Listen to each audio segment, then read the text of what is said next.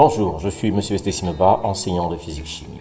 Nous allons continuer avec le niveau première S dans la discipline de la chimie organique tout en gardant la ligne ou le focus sur les alcanes. Dans cette nouvelle capsule sur les alcanes, nous allons maintenant nous intéresser à la question des nomenclatures. Nous allons d'abord présenter dans un premier temps le contexte historique, ensuite les règles de nomenclature. Nous verrons ensemble quelques exemples et ce sera l'opportunité pour nous de revenir sur la notion d'isomère. Contexte historique. L'histoire de la nomenclature remonte plus de 5 siècles avant la synthèse de la première molécule.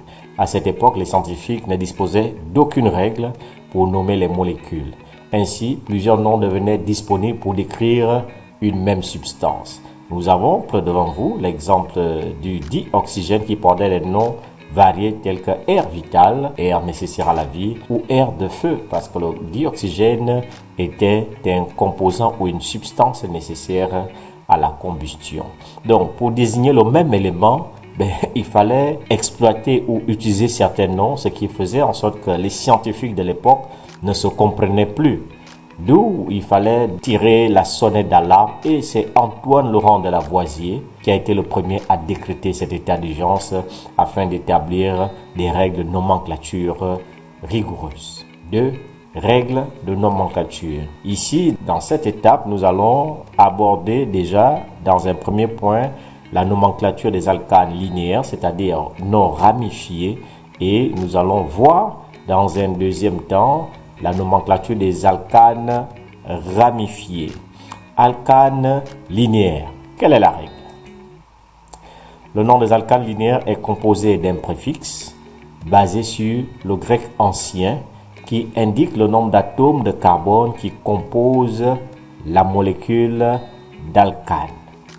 Et à ce nombre d'atomes de carbone, on ajoute le suffixe ane.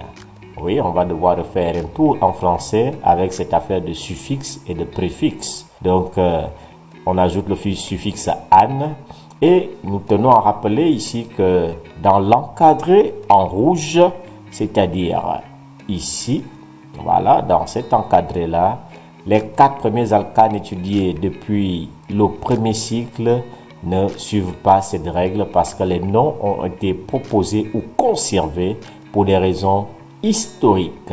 Donc, les 4 premiers alcanes, le premier, nous l'avons déjà rappelé dans la précédente capsule, a été vu en classe de 5e, le méthane, et les 3 autres en classe de 3e. Nous avons donc le méthane pour un atome de carbone, l'éthane pour 2 atomes de carbone, propane pour 3 atomes de carbone et butane pour 4 atomes de carbone. Le grec ancien intervient à partir de C est égal à 5, à partir de 5 atomes de carbone. Nous avons donc le pentane, pent qui veut dire 5, pent qui veut dire 5. Donc à pent, on indique le nombre d'atomes de carbone et on ajoute le suffixe ane, pentane. Hexane, vous l'avez deviné, ça équivaut à 6. Voilà. Hexane, heptane pour 7, voilà, octe pour 8, octane, et nous avons le nonane pour 9 et le décane pour 10. Vous pouvez voir ici justement sur la dernière colonne les formules semi-développées de ces composés. Maintenant, nous avons vu la règle de nomenclature pour les alcanes linéaires. Nous allons nous intéresser aux alcanes ramifiés. Nous pouvons voir ici que la nomenclature des alcanes acycliques ramifiés est plus complexe. Une démarche rigoureuse doit être suivie pour bien nommer ces derniers. Voilà les différentes étapes à suivre pour nommer un alcane ramifié. Un alcane acyclique ramifié. Premier point, étape 1. Déterminer la chaîne principale. Donc, il faut d'abord trouver la chaîne la plus longue de la molécule. Ici, vous êtes invité à numéroter, donc à compter le nombre de carbone. Donc, la chaîne carbonée la plus longue qui aura, c'est-à-dire celle qui a le plus grand nombre de carbone, sera dite chaîne principale. Étape 2, déterminer là où les ramifications et leur donner un nom. Le nom de la ramification dérive de celui de l'alcane en remplaçant le suffixe -ane par -il. Donc, si c'était méthane et qu'il est situé en ramification, il devient méthyle. Si c'est le propane, ça devient propyle. On enlève le -ane. Étape 3, utiliser les préfixes multiplicatifs si des ramifications sont identiques. Si on a la même ramification dans le composé, on utilise les préfixes multiplicatifs, c'est-à-dire di, tri, tétra, di pour 2, tri pour 3, tétra pour 4. Étape 4, la position de la ramification est indiquée par un chiffre suivi d'un trait d'union devant le nom de la ramification. On verra ça tout à l'heure. Si la ramification est positionnée sur le deuxième ou le troisième carbone, on écrit 3 et on met tiret et on donne la ramification 3-méthyle. Ça, c'est l'étape 4 qui sera bien présentée dans la séquence suivante. Étape 5. Vous devez vous rappeler que les chiffres et les lettres sont toujours séparés par des traits d'union. Les chiffres sont séparés les uns des autres par des virgules. Étape 6. Les ramifications sont nommées en suivant l'ordre alphabétique et vous ne devez en aucun cas tenir compte des préfixes multiplicatifs. Étape 7. La dernière ramification à être nommée est toujours fusionnée avec le nom de la chaîne principale. Et enfin, dernière étape, assembler le nom complet de la molécule. Voilà 8 étapes. On peut encore réduire davantage pour nommer un alcane acyclique ramifié. Donc voilà le schéma simplifié de la nomenclature des alcanes acycliques. Numéro des positions séparées par des virgules pour chaque ramification. On a le trait d'union, on ajoute le préfixe multiplicatif si cela est nécessaire, plus le nom de la ramification par ordre alphabétique, chaque ramification différente étant séparée par un trait d'union. La dernière ramification étant fusionnée directement avec le nom de la chaîne principale. Et ensuite, on a le nom de la chaîne principale, l'alcane linéaire correspondant. Donc, le nom va découler de l'alcane linéaire correspondant. On va faire un petit exemple avec un cas bien connu. On a C, carbone, carbone, carbone. CH3, CH3, CH et CH3. Il faut chercher déjà la chaîne la plus longue. Il faut numéroter. On a un carbone, 2, 3 ou 3 ici. On va mettre 3 là. Et ensuite, on a trouvé la chaîne la plus longue. On va s'intéresser maintenant à la ramification. Donc, la ramification ici, c'est le méthyle, puisqu'il découle du méthane. Donc là, c'est méthyle. Et on demande d'indiquer la position de la ramification. Donc, ici, c'est en position 2. Ça fait 2-méthyle. Comme c'est la seule ramification qu'il y a, et que la chaîne principale porte le nom de propane, on aura donc le 2-méthyle et encore propane, encore connu au collège sous le nom d'isobutane. Voilà comment on procède pour la situation simple déjà vue en classe de 3e.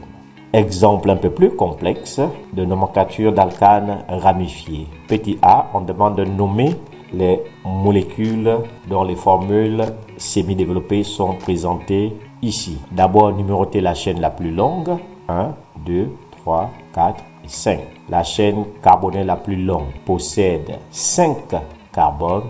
Il s'agit donc du pentane. Et ensuite, on va s'intéresser aux ramifications. On a un groupement méthyle ici, en position 2, et un groupement méthyle ici, en position 3.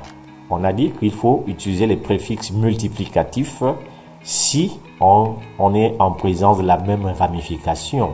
On aura donc ici 2,3 tirets. Les chiffres et les lettres sont séparés par des tirets.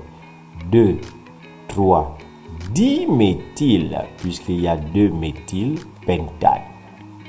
Voilà comment ça se passe. 2, 3, diméthyle pentane. di pour dire qu'il y a deux groupements méthyl. Maintenant, on passe au B. On vous laisse le temps de mettre pause et d'ensuite proposer pour chacune des molécules B et C le nom selon la règle présentée. Allons-y. On cherche d'abord la chaîne la plus longue. Ici, elle est évidente. On numérote 1, 2, 3, 4, 5, 6. La chaîne la plus longue, 6. Il s'agit donc de l'hexane. Voilà. Ramification, on a 3 méthyl et 3 méthyl. Donc, puisque le groupement méthyl est situé sur le même carbone, ça donne donc 3,3. Les chiffres et les lettres sont séparés par un trait d'union, diméthyl.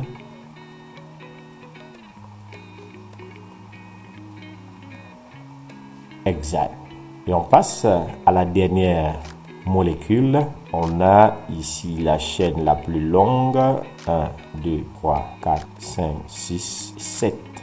C'est l'heptane. Et les ramifications, je vais déjà écrire heptane, c'est 7 carbone. Ici, on a la ramification. Oui, ça c'est l'éthyle.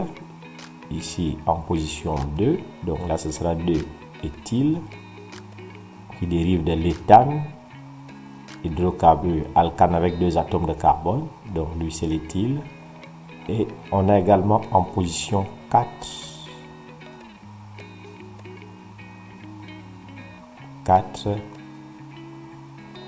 éthyle. Ça fait donc ici 2, 4 diéthyl. On fait 2,4 pour dire que le groupement éthyle est situé à la position 2 et à la position 4. Diéthyl heptane. Voilà ainsi appliquer les règles de nomenclature. Et connaître la règle de nomenclature des alcanes nous permet déjà de passer de la formule développée ou semi-développée au nom. Et cette connaissance également nous permet de passer du nom à la formule semi-développée ou développée. C'est la situation présentée en D. Ici, on sait que le dernier alcane à être nommé, c'est la chaîne la plus longue, hexane. Donc, on va déjà mettre un alcane, une chaîne carbonée avec 6 atomes de carbone. On a donc ici C, 1 carbone, 2 carbones, 3 carbones, 4 carbones, 5 carbones et 6 carbones. On peut terminer avec CH3 parce que le carbone est tétravalent. Voilà, CH3. Ensuite, on numérote. On dit qu'au deuxième carbone, ici, on a le groupement méthyle. Donc, on met ici, ça c'est le deuxième carbone, on met CH3. Voilà. Et on dit qu'au quatrième carbone, 1, 2, 3 et 4. Au quatrième carbone, on a le groupement éthyle. Éthyle, ce sera donc CH2, CH3. Ou plus simplement, C2H5. Voilà, en plus simple. Donc, ça c'est au quatrième carbone. Ça fait 5 et 6. Et on complète avec les hydrogènes manquants autour des carbones de la chaîne principale. Ce carbone est déjà lié à 3 autres carbones. Il manque une liaison, donc un hydrogène. Ici, le carbone doit avoir au maximum 4 liaisons simples. Il en a 2. On ajoute 2 hydrogènes. Ici, un hydrogène, 2 hydrogènes. Et voilà la formule semi-développée du 4-éthyl-2-méthylhexane. Nous pouvons voir ici, selon les règles de nomenclature, que les ramifications ont été rangées dans l'ordre alphabétique. La connaissance des règles de nomenclature nous permet de faire un tour sur la notion d'isomérie. D'abord, il faut rappeler cette définition. C'est quoi un isomère?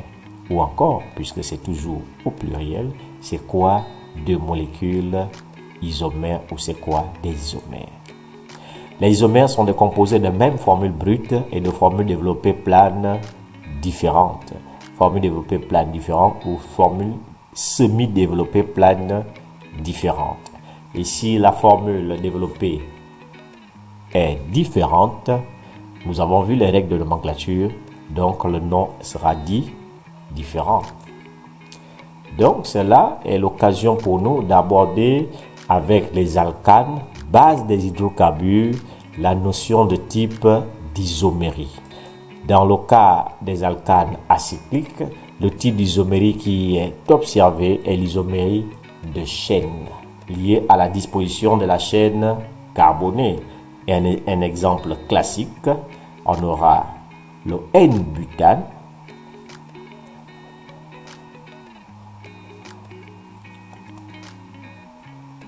CH3, CH2, CH2 et CH3. Ça, c'est le N-butane. Et nous avons le 2-méthylpropane, connu encore sous le nom d'isobutane.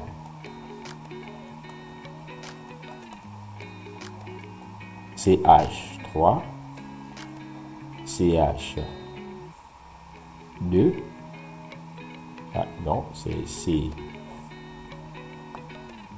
Voilà. CH3 et CH3.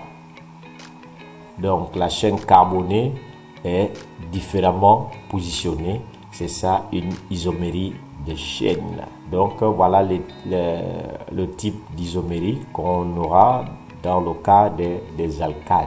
On peut encore aller avec un autre exemple, le cas du pentane. 1, 2, 3, 4 et 5. Ça fait donc CH3, CH2, CH2, CH2 et CH3. Donc ça c'est le pentane linéaire, isomérie de chaîne.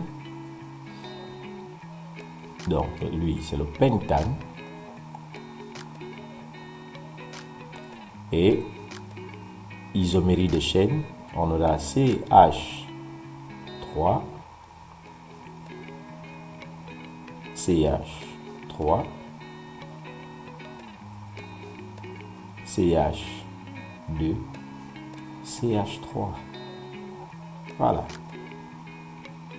Un carbone, 2, 3 et 4. Il s'agit ici du 2-méthyl.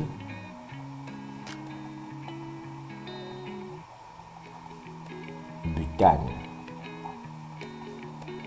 On peut encore écrire C,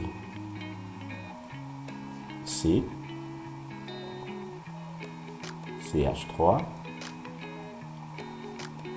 CH3 et CH3. Voilà. On cherche la chaîne carbonée la plus longue. 1, 2, 3. 3 atomes de carbone. Et les deux groupements méthyl sont situés en position 2. On a donc ici le 2,2 diméthyl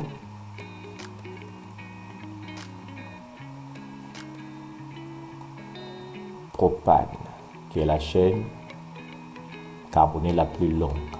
Donc voilà 3 isomères du pentane. La formule développée plane est différente dans les 3 cas, mais ces composés possèdent bien la même formule brute, celle du pentane, que je vais rappeler ici, C5H12.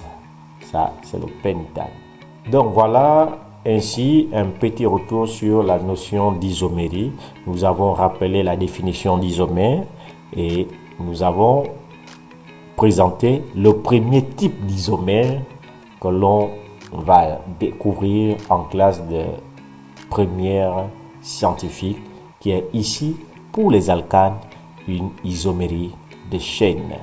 Je ne saurais vous quitter sans vous donner cette petite découverte.